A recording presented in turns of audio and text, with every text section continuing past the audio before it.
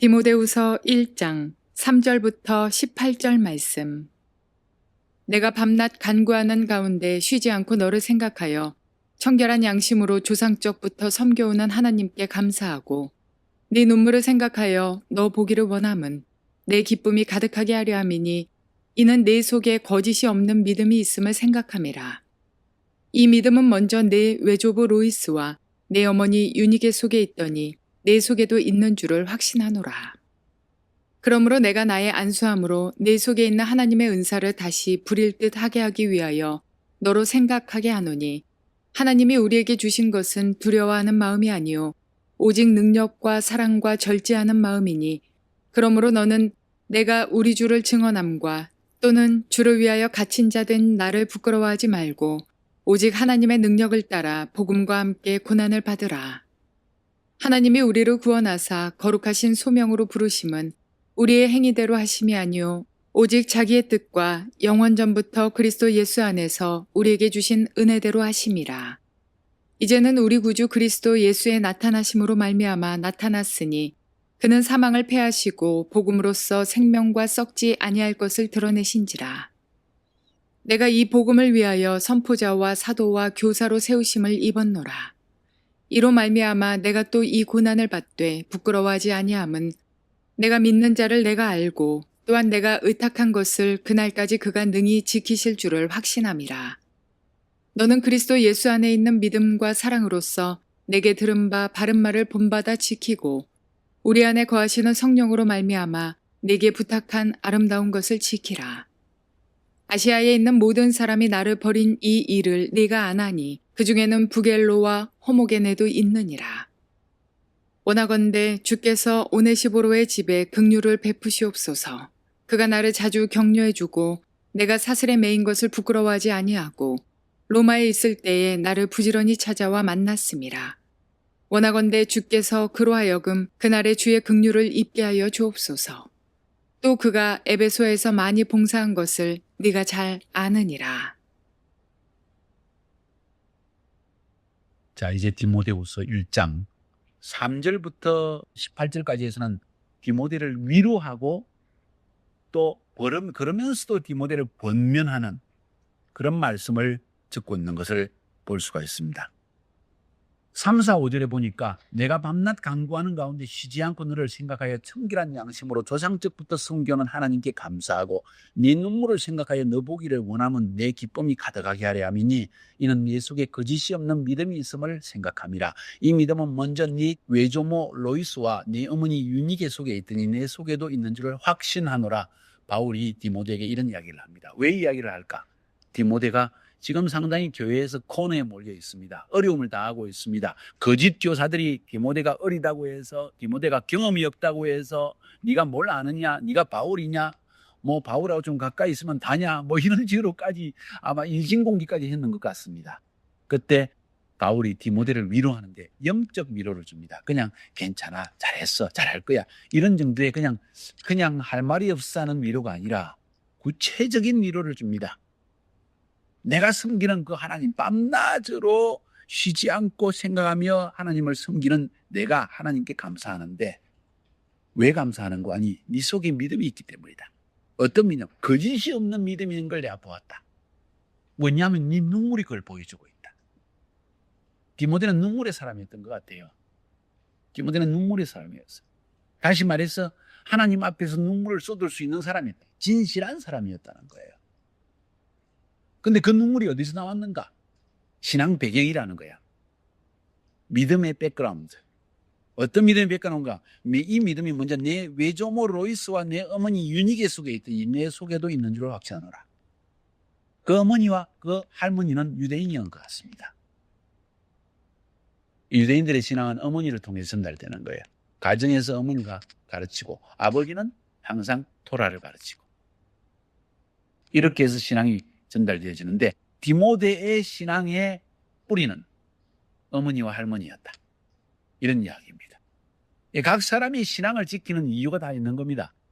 어머니의 눈물의 기도가 있는가? 아버지의 말씀이 가르침이 있는가? 여러분의 가정이 주님을 섬겼는가? 그렇다고 신앙병이 없다고 해서 이런 복이 없다고 생각하지는 마세요. 우리 세대에 하나님의 신앙을 새롭게 아브라함처럼 시작해야 됩니다. 이런 배경이 없는데도 하나님을 섬긴다면 그건 더 축복이지. 더 칭찬받을 일이겠죠. 그래서 사도 바울은 지금 디모데에게 그 신앙의 배경을 일깨워주는 거예요. 왜 일깨워줄까?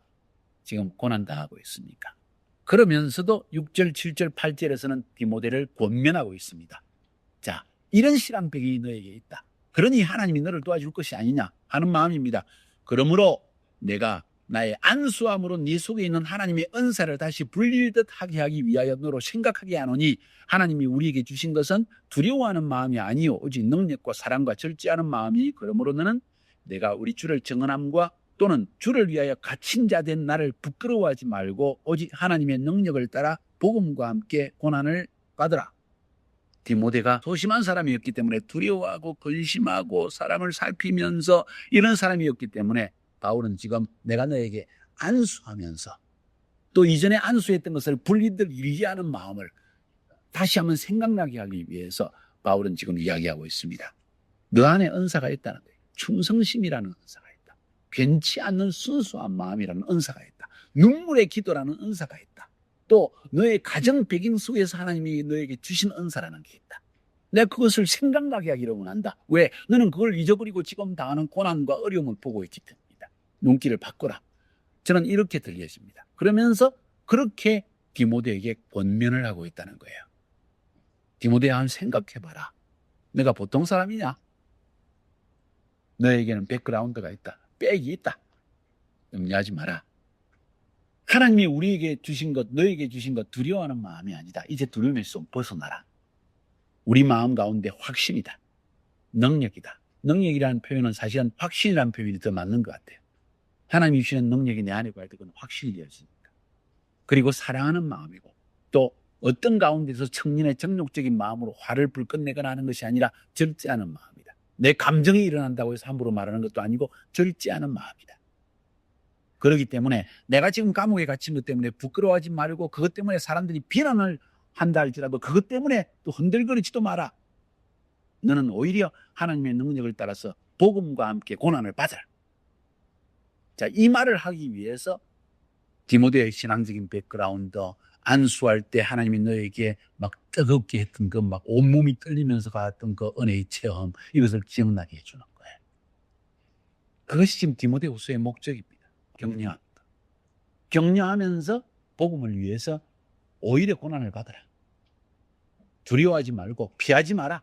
내가 너에게 피할 길을, 너 죽으면 되겠니? 그래도 예수 믿다가 죽으면 되겠니? 하면서 피할 길을 가르치는 것이 아니라, 아니 차라리 복음을 위해서 죽으라. 저는 그렇게 들려져요.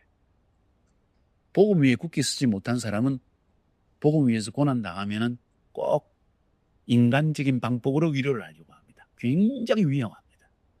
중심이 잘못되어 있는 거예요. 복음은 생명을 주는 것이기 때문에 복음 위에 차라리 죽으라. 그러면 부활할 것이라는 걸 가르치고 있지, 이 세상에서 다시 살 길을 가르치는 게 아니에요. 그러면서 9절부터 14절까지에서는 이 복음으로 인한 우리의 정체성을 다시 한번 강하게 일깨워주는 이야기를 바울이 디모데에게 하고 있습니다. 9절 10절에서는 하나님이 주신 복음에 대해서, 11절 12절은 그 복음 때문에 바울이 내가 하면서 11절에 내가 어떤 사람이 되었다는 것, 13절 14절은 그래서 그러니 너는 어떤 사람들이 되겠는가 하는 식으로 지금 권면을 하고 있는 거예요.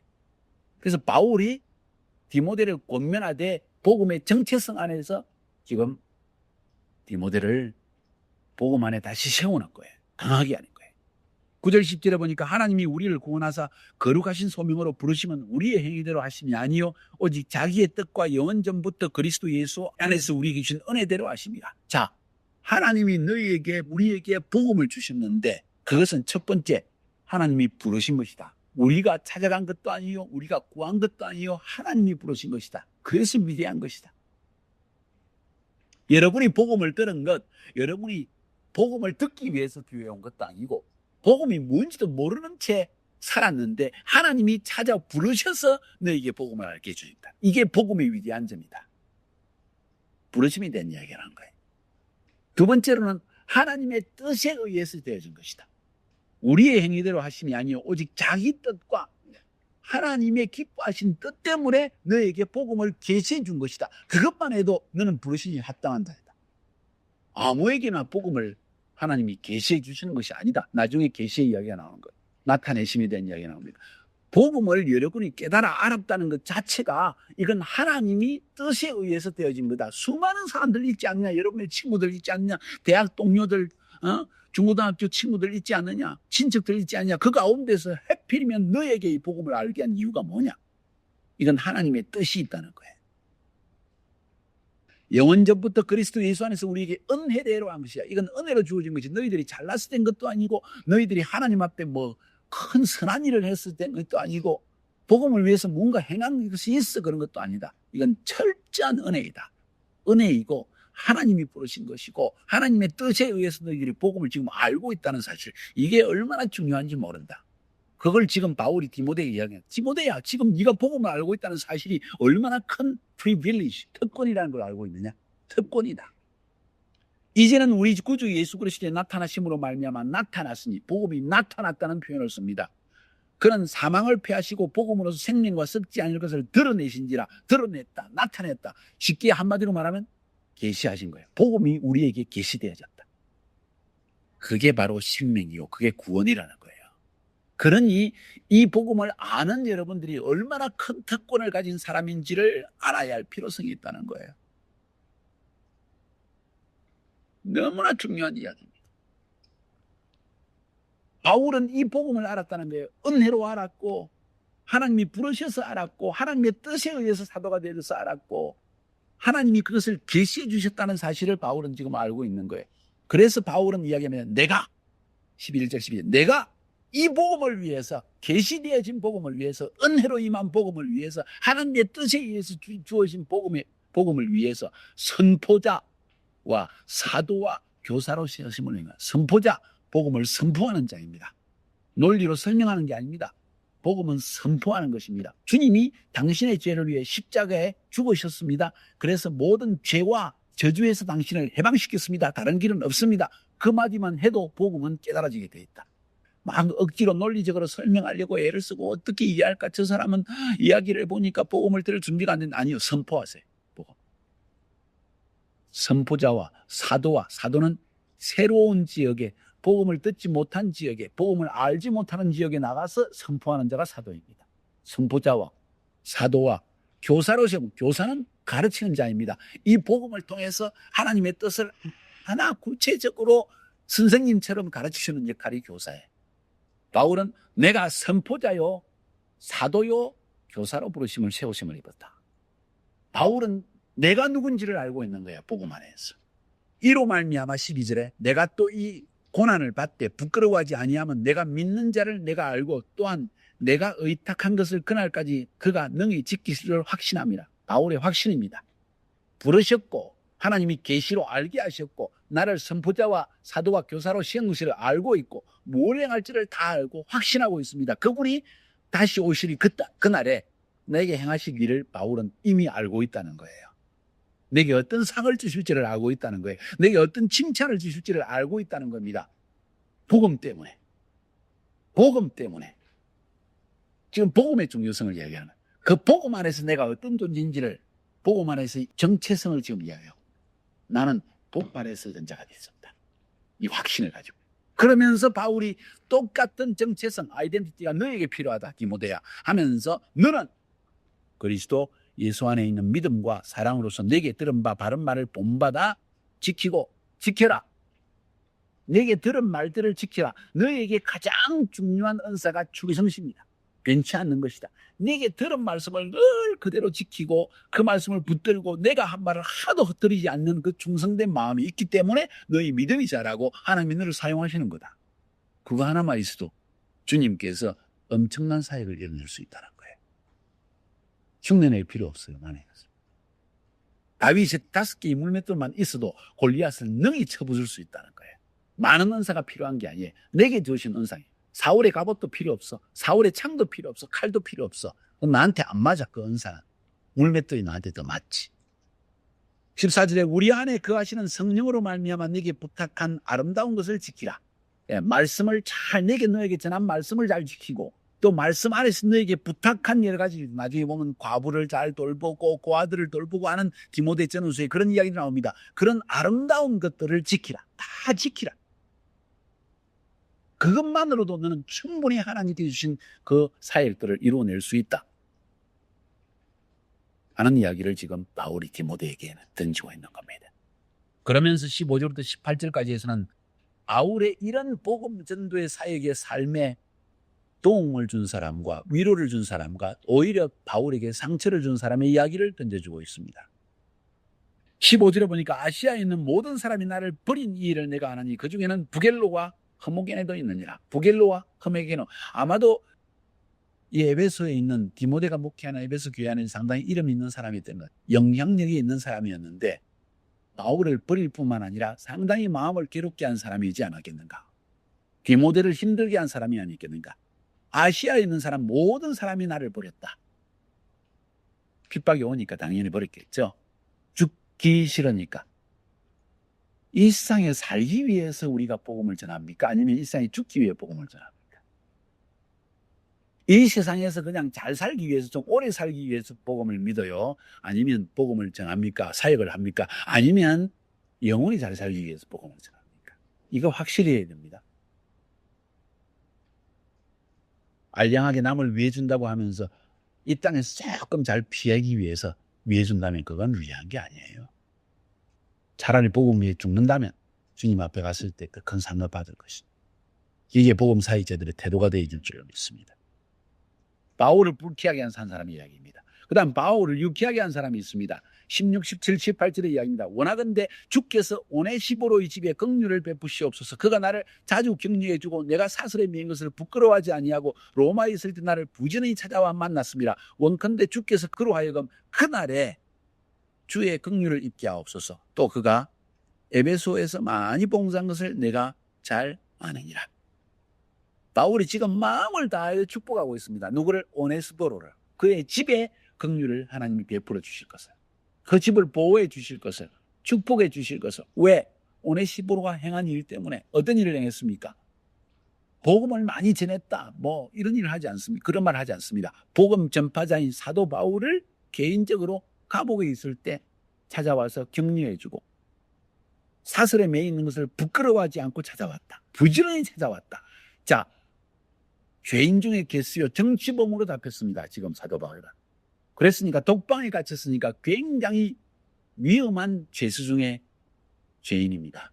근데 그를 찾아가기 위해서 아마도 엄청 돈을 많이 줬겠죠? 한번 만나기 위해서. 로마 군병에게 돈을 주고 만나게 기회를 달라고 했겠죠? 높은 사람을 찾아가서 바울을 만나게 해서 얼마 줄래? 그런 일도 있었겠죠? 그걸 마다하지 않고 한 번 찾아가서 위로하는 말을 위해서 거금을 쓰면서 찾아간 사람이었다. 거기 찾아가서 바울에게, 바울 선생님 그냥 적당히 그냥 뭐 마음으로 예수 믿으면 안 됩니까? 그냥 예수 모른다고 하고 나오시죠. 살아야 되지 않겠습니까? 육신의 삶을 위해서 구차한 말을 하지 않고 오히려 바울에게 위로해 주는 위대하신 분이십니다. 우리의 귀감이 되십니다. 이렇게 돌아가셔도 수많은 교인들에게 진정한 신앙의 모범이 될 것입니다. 오네시포로는 그런 사람이었다는 거예요. 자기 목숨도 두려워하지 않았을 겁니다. 틀림없이. 바울을 유쾌하게 한 사람. 그래서 바울은 마음을 다하여서 이 오네시포로를 축복하고 그 집을 축복하는 걸 볼 수 있습니다. 에베소에서도 많이 봉사했다. 아마 디모데를 섬겼던 사람이었던 것 같아요. 에베소 교회에서 섬겼던, 봉사한 사람인 것 같습니다. 교회만 섬길 뿐만 아니라 사역자를 고난에 처했을 때 그 심령을 위로할 수 있는 사람. 나만 주님의 일 잘하면 되지 뭐. 그런 사람이 있어요. 나만 주님이 일 열심히 하면 되지 뭐. 사람이 어떻게 돼? 뭐 다 그러지 뭐. 하는 것이 아니라 진정 사람을 위로할 수 있는 사람. 일에만 얽매 있는 사람 되지 마세요. 내 일만 하는 사람. 하나님 일만 하면 되지 뭐. 교회 일만 잘하면 되지 뭐. 복음만 잘 전하면 되지 뭐. 내 설교만 잘하면 되지 뭐. 이것이 아니라 하나님과의 관계, 사람과의 관계 안에서 정말 진짜 위로를 줄 수 있는 사람. 자, 바울이 바울 되었던 이유가 뭘까? 하나님의 뜻으로 말미암아 나는 사도가 되었다는 그 확신. 두 번째, 복음은 나에게 생명 주시는 것이라는 확신. 난 복음으로 말미암아 죽을지라도 다시 영원히 살 생명을 가진 자라는 확신. 이것이 바울 되게 했다면 디모데에게 건 뭘까? 그의 눈물, 그의 신앙 배경. 그리고 한 가지 더 있습니다. 멘토인 영적 아비인 바울. 여러분에게는 무엇이 있습니까? 여러분을 신앙을 붙들어주고 복음을 위해 살게 하는 것은 뭐가 있습니까? 한번 생각해 볼 필요가 있는 것 같아요. 디모데 세대 잘 주를 섬기기를 주의 이름으로 축복합니다.